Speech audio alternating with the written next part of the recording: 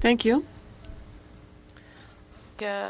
Everybody for your comments. And my first question will be with you, Madame Szekszardi, and I do want to thank you for your testimony.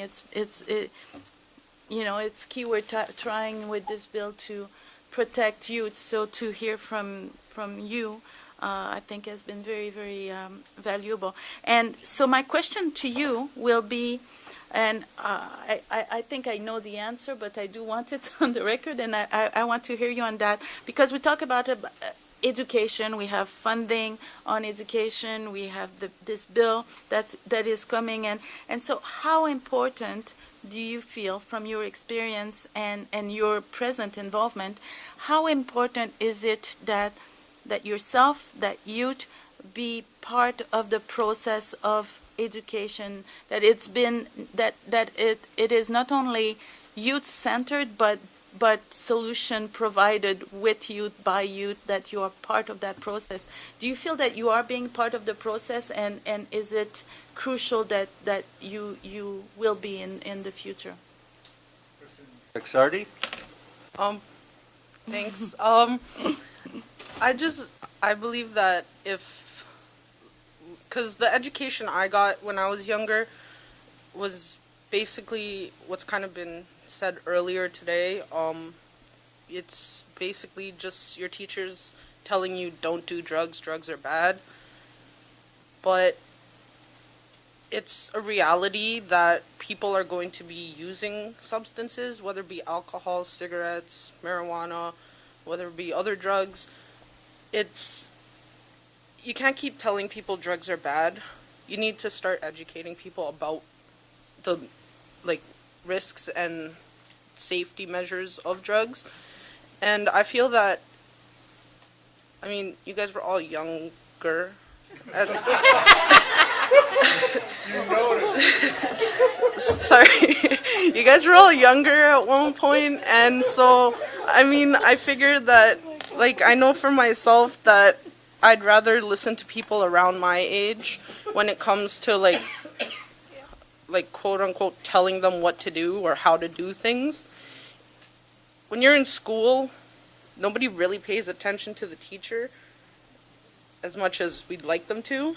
So it's I feel I actually got to go into a high school and talk about different substances to, I believe it was grade 11s, and it was surprising that a lot of them, they kept telling me the same thing, that they think their teachers are saying drugs are bad, but most of them knew someone who did drugs or are doing drugs, and they all just wanted to know how they can help their friends or how they can be supportive, or if they were to do it, what they need to do. And I believe that people are going to start doing drugs at some point, whether it just be once, whether it be all the time. And if they know the safety risk and how to do it properly and how to do it safely, then they'll be able to use in a less harmful way than if they were uneducated.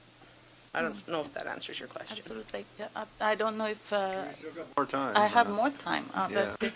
So maybe as a follow-up, I will ask Madame Costa, and I don't have the Sutherland. I'm sorry, I can't read. As much, the government has already funded education. It has committed to more funds in terms of education. So I guess my general question is do you feel that, hearing, this approach that I feel you support, do you feel that it is enough funding to accomplish what is needed to accomplish in terms of education? So a simple question. Okay. First, and then Grace Costa. So what I think is really interesting that we've tried to do with the sessions as a drug education curriculum was informed by youth. It was named by youth, which is why it's kind of a cheeky name. I don't know if you're familiar, doing a sesh is like going to smoke weed or using drugs. So it's about it, the whole thing is informed by young people. It's we have youth co-facilitators. The program is adaptable. So because we know that as much as I work really hard to build over the 30 hours a relationship with young people so that they are able to listen to me, I know that a young person can go in and have that trust a lot faster than I can. And so, which is why we have been piloting over the last year, 2 years of having youth facilitators. But it's a lot of work to do that, and it costs a lot of money.